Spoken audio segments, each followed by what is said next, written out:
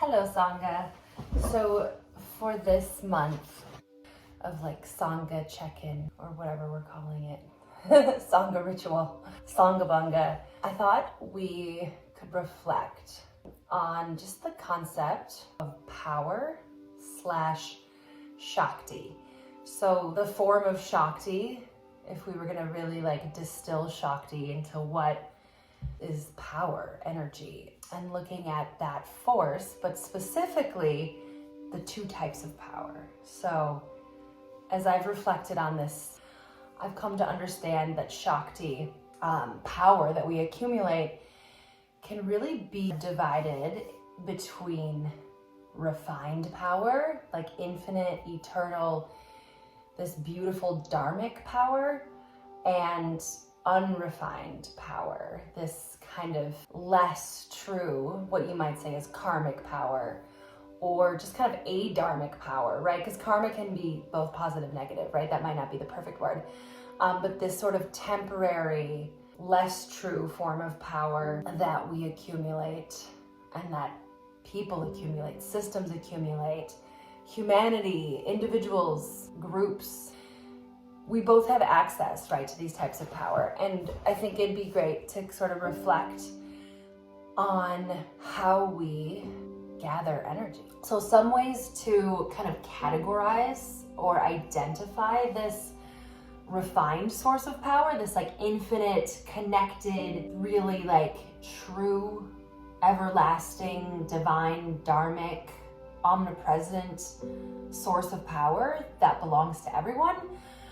I want to call it the power of being connected. So the times that you feel like your power is coming from the source of life, it's coming from this, I am not greater or less than anyone, I'm fully connected. Power that's sustainable. It's not power that's going to collapse. It's not power that's going to all of a sudden one day disappear. It's this power that we can draw from infinitely. We are supported and we are giving support. It's like that perfect ebb and flow of this unbroken cycle of energy. And it sustains us because we are not separate from the whole. So anytime we're having that experience, we're kind of tapped into this infinite refined power. We're experiencing the refined ego. Energy moves freely in this system. Change still occurs, we still have a body, but we're not collapsing, right? And I know we've heard our teacher talk about this. Energy is going where it belongs, and we belong to the space we're at. We belong to the system, and we're being given what we need, and we're also giving forth very freely. So this is like a very dharmic state. A good way to kind of check in with like, am I having that experience of refined ego? It's obvious when we're practicing the yamas and the niyamas. If it's not obvious, then you're probably not doing it. So just a really like brief refresher on the yamas, like they're all the same thing. It's all just a way to unblock stagnant energy. The ego in its unrefined form will be like a hitch in the wheel. It will somehow block the flow of energy. But when we are practicing the yamas in the most fluid way that we can possibly practice, then the practice of non-harming, ahimsa. So think about violence and the opposite of that. Truthfulness, satya, and non-stealing, asteya, brahmacharya, the right use of energy, aparigraha, non-grasping, non-attachment. So the ego will practice the opposite of these. There will be violence. There will often be aparigraha, grasping, attachment, the improper use of energy. Anytime lies are being told, there's an imbalance of power, there's a stagnation, there's a disconnect. That for me, like the one that I see where I'm like, power is not being distributed in a dharmic way. It's being distributed in a way that's going to collapse, right? Because the truth is forever. Lies, they end up falling to the wayside eventually. It takes energy to uphold them, right? In a very karmic, adharmic way. And then yes, not harming. So how do we redistribute this power? How do we redistribute this unrefined, unsustainable, stolen energy? And how do we turn it into this connected, fluid practice? I don't have all the answers. This is why I want to talk about this stuff with y'all. I just want to get you on the same page so you can understand the shit I'm like chewing on, right? Is how do we have this unrefined ego and this refined ego, this sustainable use of power, this infinite dharmic use of power, and this kind of unstable, untrue, unrefined, chaotic, well, however you want to call it, dark, evil, whatever words you use, I don't want to get too like cliche and dichotomized with it, but it obviously is easy to be very cliche and dichotomized with it because it is this age-old tale of good and evil. You literally think of any good movie, like any classic, like Lord of the Rings, Harry Potter, James Bond, any Disney movie ever, it's like the good guys and the bad guys, and you can watch this power struggle where the good guys can be all happy at the beginning, but then evil rises up, right? And so some sort of corrupt system, like the Empire and the Resistance and Star Wars, you know, or this iconic scene from Harry Potter where it's like Professor Umbridge and Professor McGonagall, right? Whatever reference you have in your like spiritual allegory of movies or books, there's that accumulation of power from the dark forces or the adharmic forces that are being selfish. They're trying to take everything for themselves and use it against beautiful harmony. It's anti-harmony. They can accumulate power very fast and they can use it whenever they want to use it. And it's really kind of like, oh, why do they have this unfair advantage? Why is there this like climax of the film? The good guys have to decide to do something vicious. They have to stoop to their level or meet them where they're at or play their game, or they can take the dharmic route, which ends up being much harder. And they somehow have to deal with all these penalties, but in the end they prevail. Like that's the classic tale. In the end they eventually prevail, but they have to be, at some point this adharmic power gets higher because it's easier a lot of times to accumulate it. Well, why is that? Why is this adharmic power sometimes so easy to gather? Well, it's not a timely practice. There's a lot of mysterious answers to that question. Essentially, that power has been stolen. It's really easy to steal power, to steal energy that isn't yours. You can do it very quickly, but you can also lose it just as quickly because it's not where it belongs. How does this happen to people? How does this happen to yogis? How does this happen to us on accident? That's the thing. We're all going about life thinking we're great people. The truth is we all have this ability to be corrupted. This ability. Why are we so vulnerable to corruption? It really boils down to the center force, the middle of you, and then how your soul, your Atman, your Svadharma, how it connects to the world. So how it reaches outwards, right? How it spans out into the universe. How are we connected to the whole? I see it as the golden cross. You might see it another way. If you see a triangle, that's cool. Whatever visual you get, it's this idea of balance so that we come back to the self, but we stay connected to the world. We're constantly doing work in the world. We're not renouncing the world. We're working as karma yogis, but then we come back to meditation. Well, what sort of practices keep us balanced? And how is it that we get out of balance? Well, let's come to this golden cross, or if you view it as a triangle, I don't care. However you view it. If the cross is not your symbol, I got you. But if we, use this golden cross to think of the center as Ishvara Pranidhanam, the surrendering to spirit, we could look at that as all the time we spend in meditation, all the time we spend enabling, indulging in our faith, focusing on our center force, whatever that means to you. And then the crossbeam we could look at as tapas and svadhyaya, all of our karmas, everything that applies pressure to the system, everything that tests us, everything that forces us to look at ourselves and really study ourselves. So we gotta go back and forth.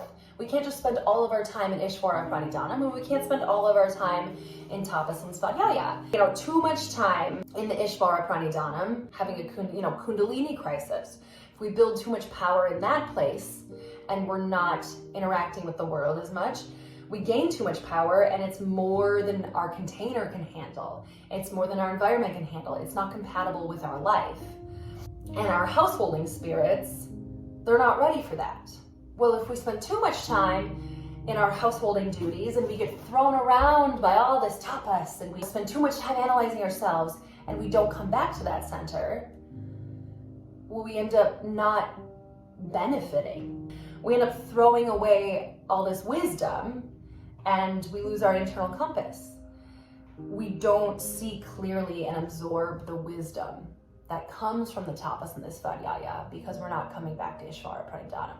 We can also use the golden cross to look at it totally differently. Like we could do the yamas as like the cross beam, as like this external observances, and then the center force as internal observances. We have to stay balanced between those two. The yamas are a practice of interacting with the world.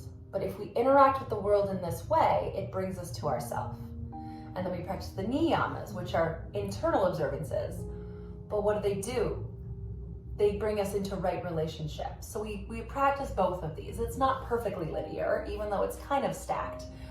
How do these somehow get out of whack where now we have to call in our inner thief, or we somehow aren't compatible? Our spirit is not compatible with the world. What happens there? It can happen in the littlest of ways. So, for example, when we're really testing ourselves, when we're giving something up that we've become attached to, there's a reason why that practice of giving something up for 40 days is so intense. Even when it's something so silly like don't go on Facebook, give up coffee. We are actually, I think, maybe not fully giving, and I don't want to speak for everyone, but maybe not giving ourselves enough credit for how intense those experiences are, where we're so desperate or so imbalanced in like not just an Ayurvedic way, not just a dojas and a gunas kind of way. Those are times where we're so confronted by this imbalance of power, or how power has gotten imbalanced. It's because it's been stolen. This is a time where we're experiencing our own corruption, even in a small way, right? What's causing that? You know, obviously we're confronted with attachments, but we're witnessing that our selfishness has been enabled in some way, rather than connecting us to the whole. We're being confronted by our inner thief. So we're seeing a way in which we haven't been practicing the yamas. And often this has to do with, whether we notice it or not, with a very primal nature. So something is pushing us into this place where we feel like it's, oh my gosh, it's life or death. And it might be a very subconscious thing. I remember my grandpa used to say, we're all killers, we're all thieves. If you haven't killed or you haven't stolen, you just haven't been pushed to your limit yet. And I think that's really the case, you know? It kind of comes down to us or them. So we're confronted with these subconscious, really taboo elements of ourselves: sexuality, food, attachment to the body, money.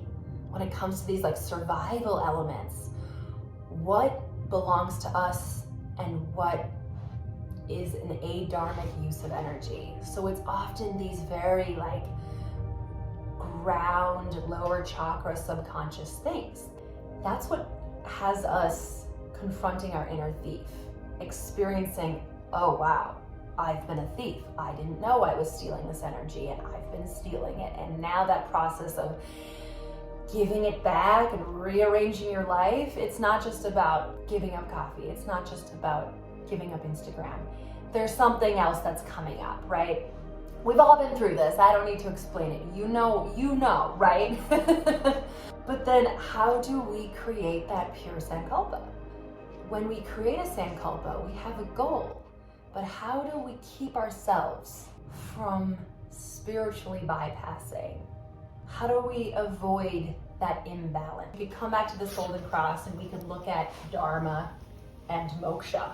And, you know, that cross beam, or the base of the triangle, or that horizontal line of energy would be artha and kama. So it's like, we don't just spend all of our time in dharma and moksha. We have to come back to the world and the householding. Well, we don't want to spend all of our time in, you know, dealing with money and comfort, because then we lose sight of our dharma and our moksha. We have to keep tightening these 4 different screws to stay in this, centerpiece. And so when we're in that connectedness, that fluid, free-moving energy that the yamas create, that unbroken, connected, divine, pure form of ego living in the world, that is when we can experience our connectedness to the whole. We have access to that divine power. But when we get severed from it, there's such a painful period of withdrawal where we're experiencing, it's like the 40 days and 40 nights in the desert, or it's, the dark night of the soul, or it's just a really tough cleanse. It's a juice cleanse. It's one of those, right? We're experiencing that separateness, this illusion that this fluid, cyclical nature is actually this horrible dualist where it's me or them. It's me or you. Which one of us is going to die? It's that we're confronted with death. We're confronted with the hardest parts of life. And so that's when we turn to our thief and we accumulate. So my intention is to kind of discuss how in each of our lives we find this balance and times we've been out of balance.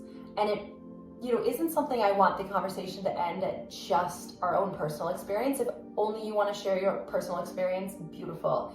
If you only want to talk about the way this appears in the world and you're having a very external perspective of this and you want to talk about how you've been affected by any one person or any, group of people or any system in our culture where this is so clearly happening and that's something that, is beneficial to discuss, I think we should all talk about our experiences with these imbalances of power and how to beautifully correct them. How do you bring something back into balance once it's gone crooked when we're dealing with so much of this?